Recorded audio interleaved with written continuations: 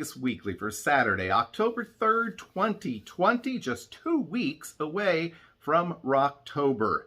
Now, some programming notes. This program was actually filmed on Thursday, October the 1st, so if there have been any big news items that have broken in the last day and a half, that's why we didn't mention them. I'm going out of town this weekend to visit some family that I haven't seen in quite some time due to all the COVID stuff, so that's why we're doing this in advance. Speaking of Rocktober, if you're interested in Rocktober, I would definitely encourage you to check out at least the first 25-30 minutes of the live stream that I did on Wednesday. There is actually quite a bit of useful information in there. Make sure that you turn on the chat. It says there's a number of links if you're interested in any of those events. Now, going forward, I'll just give you an idea of what the show is going to consist of for the next few weeks. It's going to be a little different. We will do another This Week in Vegas history on Wednesday, and we will have our normal show a week from today on the 10th. We will not, we will have a special guest mixologist on that day because we're giving PJ the rest of the month off. We will do a show. It will not be a traditional Vegas weekly program, but we will do something on the 14th where we will have a little bit more Rocktober fun and frolic. So I'm going to do some mashups with some of PJ's shots and some of his lady friends, so you can check that out all in one setting. Probably won't be a real long show, but just that'd be something fun. And then we'll be off for a week when we're on the trip. I am not committing to doing a live vlog this time around. I will put the vlogs up as they are finished and as it is reasonably convenient. So we could see a couple of the days go up when I am still in Las Vegas. I'm not holding it with the idea that I'm going to do a lot of really fancy Nikki-style editing on this thing, but it's not necessarily going to happen the next day. There's just too much going on, and it's going to be too difficult to put that stuff together that way. So there you go. That's what the show looks like for the next couple of weeks.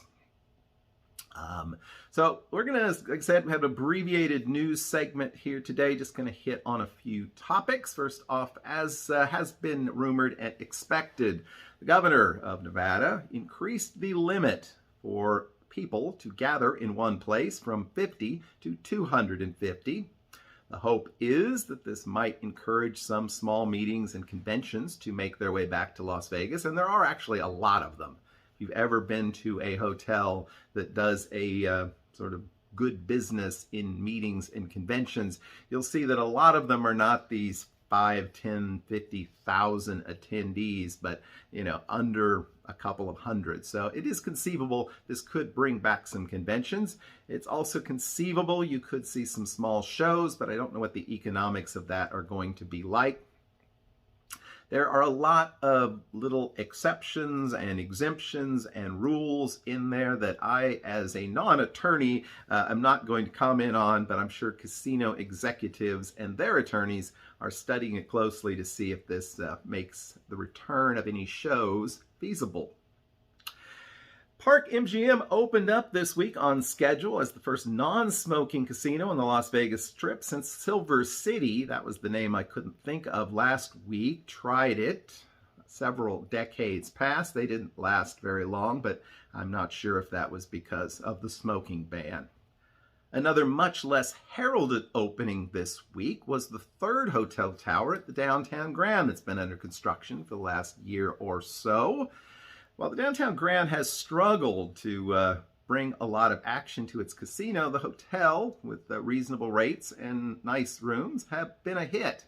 So they're adding some more rooms. They are reasonably priced. This is not like a luxury suite tower that they've added on. I think they're just $10 or $20 over the price of the rooms in the other two towers. So if you want to stay someplace fresh and clean that not a lot of people have stayed in before, might want to check out Downtown Grand.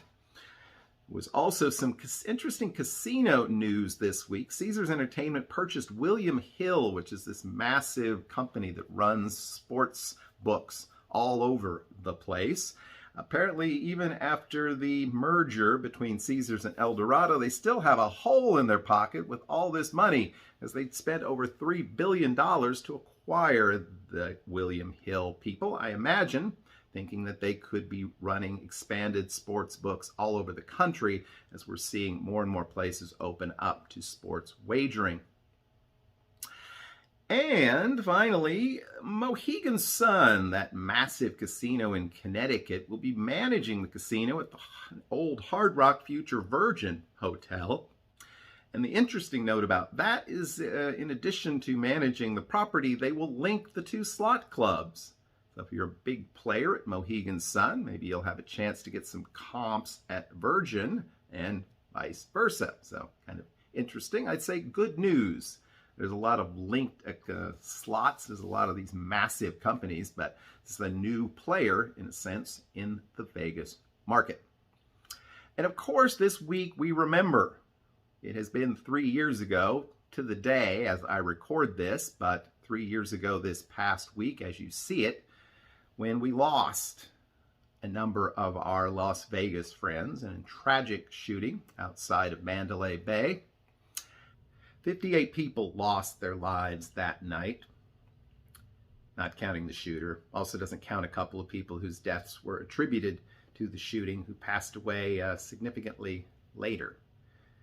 But we're going to go with the number 58, and we are going to remember those folks and pay tribute to those folks by having 58 seconds of silence, starting now.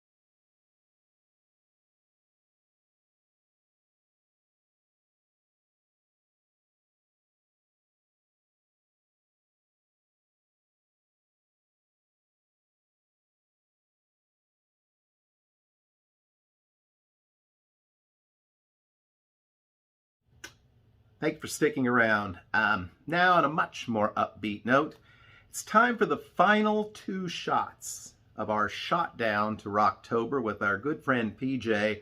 He has promised he's going to do those shots and get into like a really short segment today, but it's okay. We can go a little long. So let's see what he's mixing up for these last 2 Rocktober shots, shall we? Hello, ladies and gentlemen, and welcome to Rocktober. It's going to be a fantastic time in Las Vegas. Now here's PJ with a double shot. Oh my, PJ.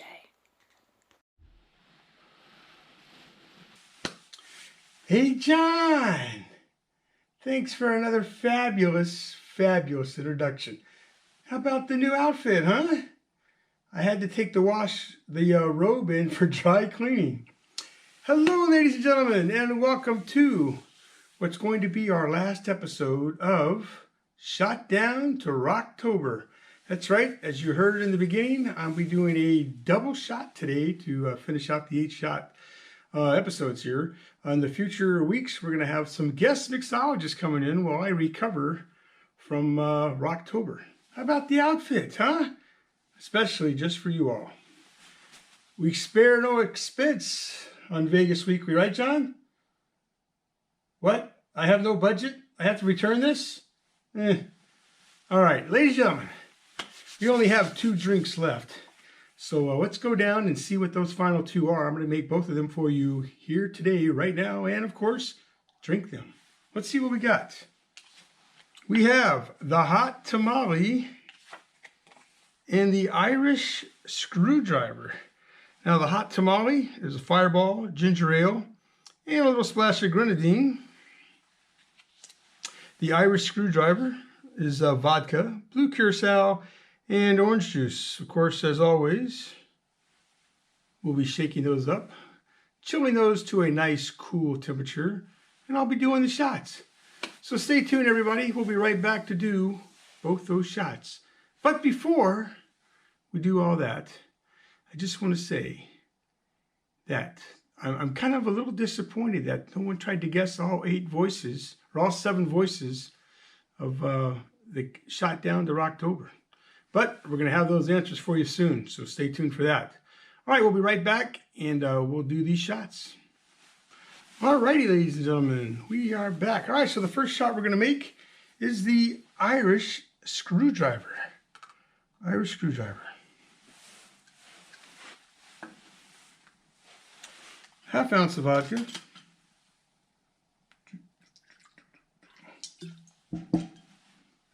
Pour that in. Let's bring this up a little closer.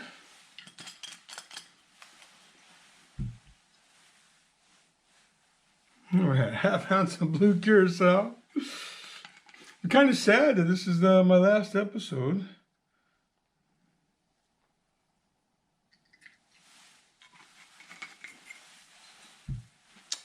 Half ounce of blue curacao.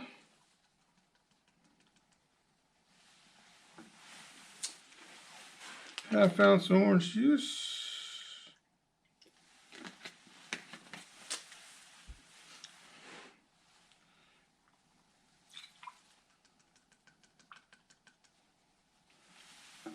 All right, we're going to set that aside because we're doing both of these shots. Bring that down. Bring in the hot tamales. Don't have 2 small shakers, but we're going to bring in our other shaker. And we're going to do 3/4 ounce of, oops, hold on, we'll be right back. Alrighty, we are back. Okay, so 3/4 ounce of Fireball.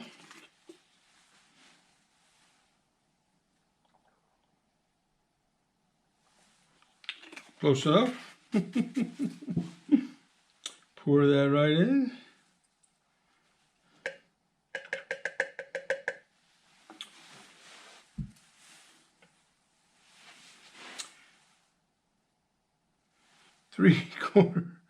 Three-quarter ounce of ginger ale.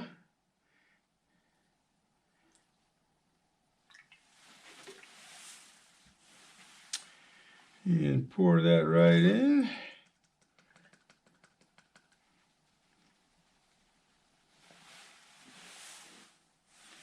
All right. You don't want to shake that up because of the ginger ale. All right, then we're just going to add a splash of grenadine.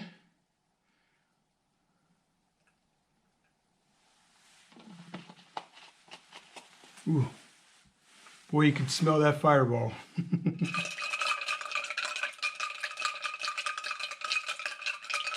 All right, and we're just going to stir that.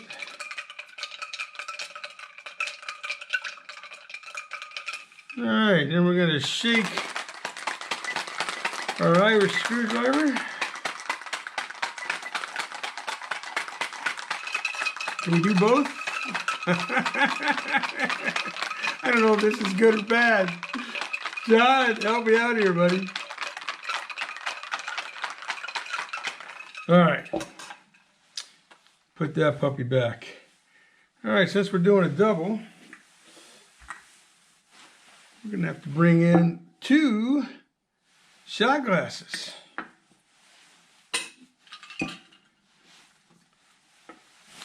Alrighty, let's take it downstairs and pour these puppies in. Here we go.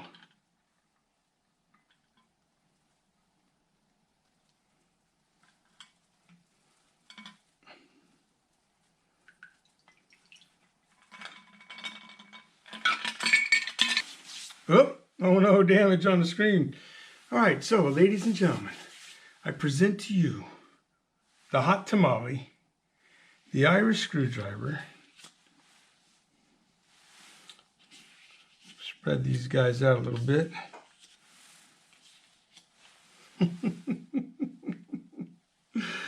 ladies and gentlemen. John, you got to say, man, it's been a great 7 weeks doing these cocktails. Ladies and gentlemen, let's see, which one do I do first? Irish screwdriver, hot tamale. Let's do the hot tamale first. Cheers, everybody. Thanks for watching.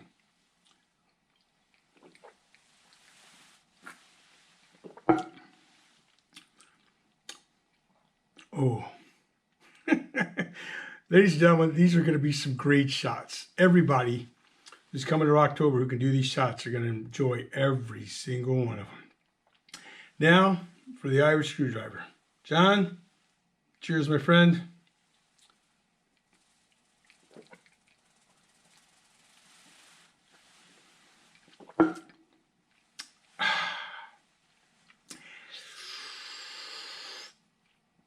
That, my friends, is a different kind of combination of drinks. That is a different combination of drinks.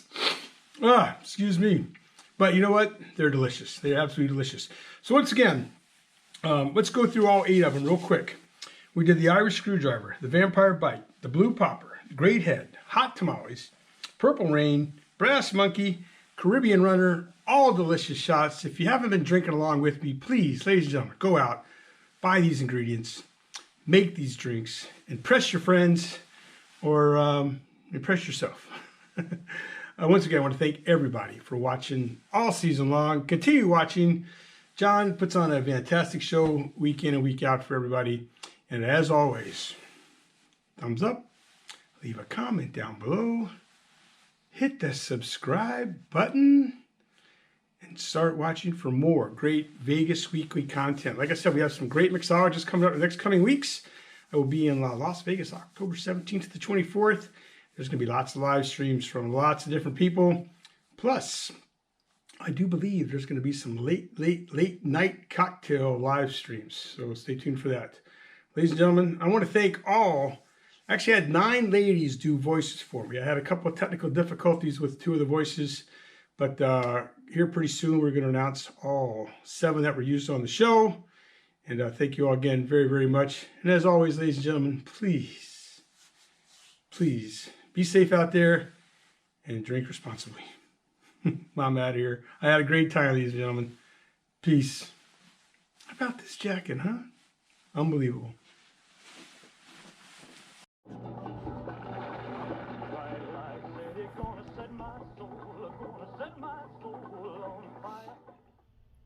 All right, thanks once again, PJ, for all the great shots that we've seen over the past couple of months and all the hard work that you do to make this weekly broadcast a little more fun.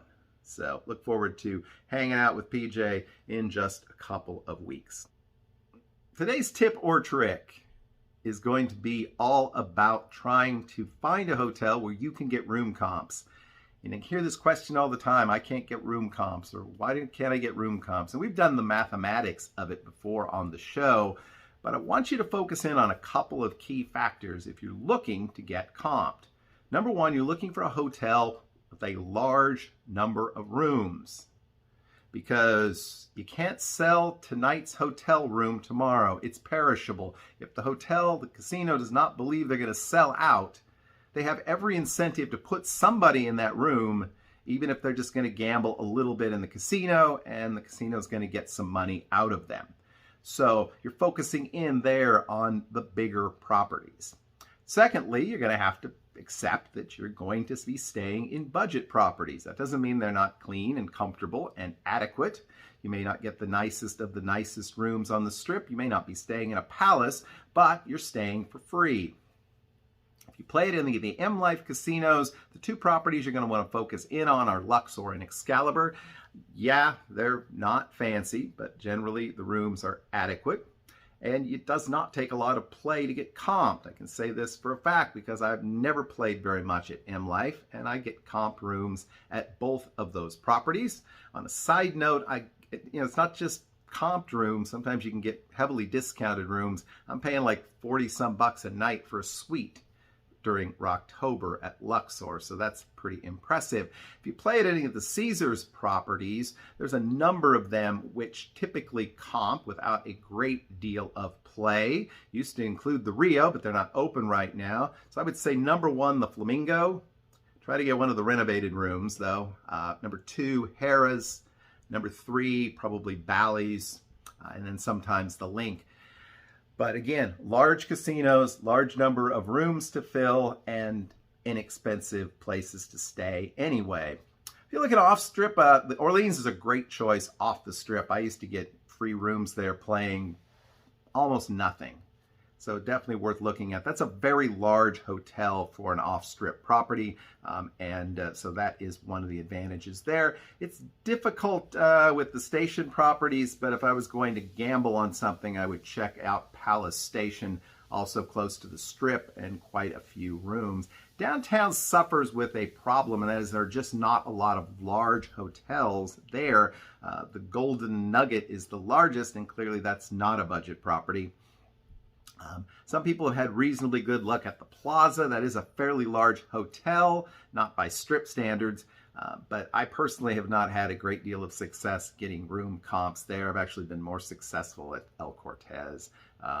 If you want to go there, Circus. I played there a little bit a few years ago, actually won a few dollars, and was getting comp room offers at least during the week, so definitely worth checking out. Sahara and Strat, both have been under new ownership for a while. I don't know that I would say necessarily that. Tropicana might be a possibility as well. But again, you want to focus on larger properties and budget properties if you want to get comped in Las Vegas. Okay, that's going to wrap up our show for today. We'll be back on Wednesday with another episode of This Week in Vegas History. We'll be starting to talk about the history of the Strip. And of course, we'll be back next Saturday with another episode of Vegas Weekly. Until then, I hope that you have a great, lucky, and healthy week. We will see you soon.